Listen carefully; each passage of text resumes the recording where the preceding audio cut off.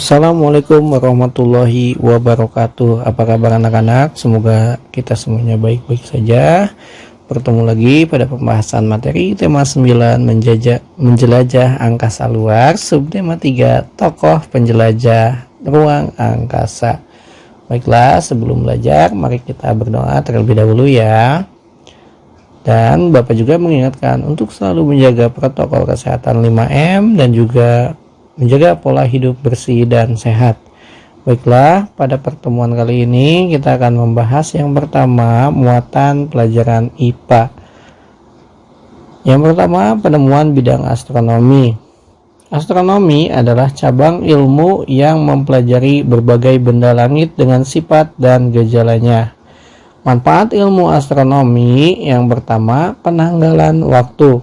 Yang kedua, perkembangan teknologi satelit. Yang ketiga, dampak dari peristiwa alam. Nah, ini adalah contohnya. Galileo Galilei tahun 1564 sampai 1642. Beliau adalah ilmuwan yang menemukan teleskop. Teleskop digunakan untuk mengamati benda-benda yang letaknya jauh seperti bulan, bintang, dan benda langit yang lainnya. Selanjutnya, perkembangan ilmu pengetahuan teknologi dan dalam bidang astronomi. Ilmu astronomi terus mengalami perkembangan seiring berkembangnya zaman. Pada zaman dahulu, bangsa Sumeria dan Babilonia sudah menggunakan ilmu astronomi untuk mempelajari rasi bintang. Jika kita melihat langit pada malam hari, kita kadang melihat bintang-bintang membentuk suatu rasi ya. Nah, itulah rasi bintang, namun penjelasannya ada pada ilmu astronomi. Selanjutnya, adanya perkembangan teknologi satelit yang bermanfaat untuk sarana komunikasi jarak jauh dan memantau perubahan cuaca di bumi. Nah, selanjutnya kita ke muatan pelajaran SBDP, seni budaya dan prakarya. Kita akan mengenal seni patung dan contohnya. Yang pertama, penjelasannya, patung adalah karya seni yang berwujud 3 dimensi karena memiliki ukuran panjang, lebar, dan tinggi, serta dapat diamati dari segala arah. Nah, ini contohnya adalah patung monumen sebagai peringatan peristiwa bersejarah. Di sini ada patung Soekarno-Hatta. Selanjutnya, jenis patung itu ada patung dekorasi sebagai penghias bangunan atau lingkungan. Kita kalau jalan-jalan ke taman kadang melihat patung-patung ya. Nah, itu disebutnya patung dekorasi untuk menghias taman. Selanjutnya ada patung miniatur sebagai tiruan bangunan berbentuk kecil. Nah, di sini juga ada gambar Menara Eiffel atau Taj Mahal dan yang lainnya. Lainnya, patung dapat dibuat dengan menggunakan bahan lunak maupun bahan padat. Nah, apa saja bahan lunak? Nah, yang pertama contohnya yaitu tanah liat, clay, plastisin, semen, kain perca, dan kertas.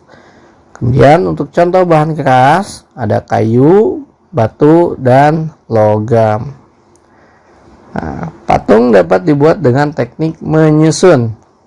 Teknik menyusun merupakan teknik membuat patung dengan menyusun atau merakit bahan-bahan. Nah, selanjutnya membuat patung sesuai tema. Nah, ini ada teknik konstruksi, tadi sudah dijelaskan, merupakan cara membuat patung dengan cara menyusun atau merakit bahan-bahan. Patung dapat dibuat sesuai dengan tema yang sudah ditentukan. Patung dengan tema manusia yang terbuat dari kardus. Nah, ini ada contohnya pada gambarnya ya. Ini menggunakan teknik konstruksi atau menyusun. Jadi menyusun sebuah robot-robotan ya dari bahan kardus. Selanjutnya, pengaruh persatuan dan kesatuan terhadap diri sendiri. Kita langsung ke muatan pelajaran yang ketiga, yaitu pendidikan kewarganegaraan atau PPKN. Nah, pengaruhnya apa saja untuk diri sendiri? Yang pertama, menumbuhkan sikap tenggang rasa, toleransi, rela berkorban demi kepentingan bersama. Yang kedua, kita merasa dihargai dan disayangi banyak orang. Yang ketiga, kita memiliki hubungan yang baik dengan orang lain.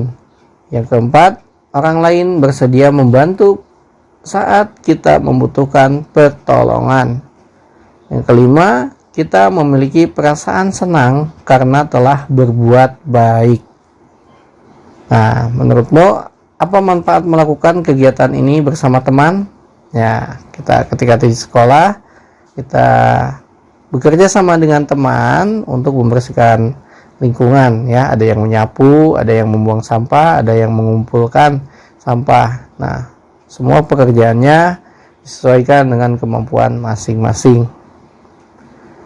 Selanjutnya, pengaruh persatuan dan kesatuan terhadap masyarakat sekitar. Kalau tadi untuk diri sendiri, sekarang untuk masyarakat sekitar. Yang pertama, menambah erat hubungan antar masyarakat.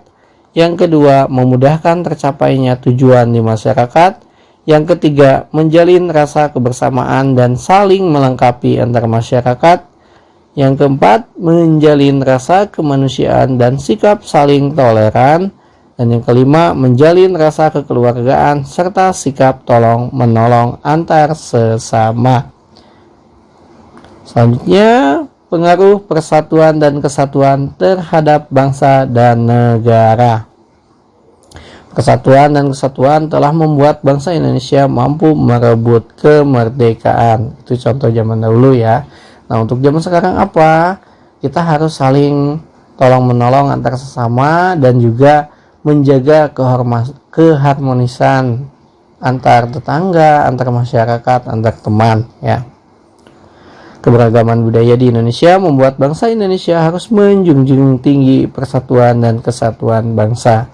Ada masalah kecil, silakan diselesaikan secara baik-baik dan dimusyawarahkan. Jangan sampai hanya gara-gara masalah kecil menjadi masalah besar dan membuat kekacauan dan menghancurkan persatuan dan kesatuan bangsa dan negara. Pada bagian terakhir kita mengerjakan tugas. Di sini Bapak sudah menyiapkan 6 soal untuk tugas hari ini yang berdasarkan video pembelajaran yang barusan kalian simak. Baiklah, apa saja soalnya? Siap-siapkan alat tulisnya untuk menulis soalnya terlebih dahulu. Yang pertama, jelaskan apa yang dimaksud ilmu astronomi. Yang kedua, sebutkan 3 manfaat ilmu astronomi. Yang ketiga, sebutkan contoh bahan lunak dan contoh bahan keras untuk membuat patung. Yang keempat, apa yang dimaksud teknik membuat patung secara konstruktif atau menyusun. Yang kelima, sebutkan 5 pengaruh persatuan dan kesatuan terhadap diri sendiri. Yang keenam, sebutkan 5 pengaruh persatuan dan kesatuan terhadap masyarakat sekitar. Silakan untuk dikerjakan dan hasilnya kirim kepada wali kelas masing-masing. Dan pada akhirnya kita akhiri pembelajaran hari ini dengan berdoa bersama. Demikianlah pembelajaran hari ini. Sampai jumpa pada video pembelajaran selanjutnya. Akhir kata, wassalamualaikum warahmatullahi wabarakatuh.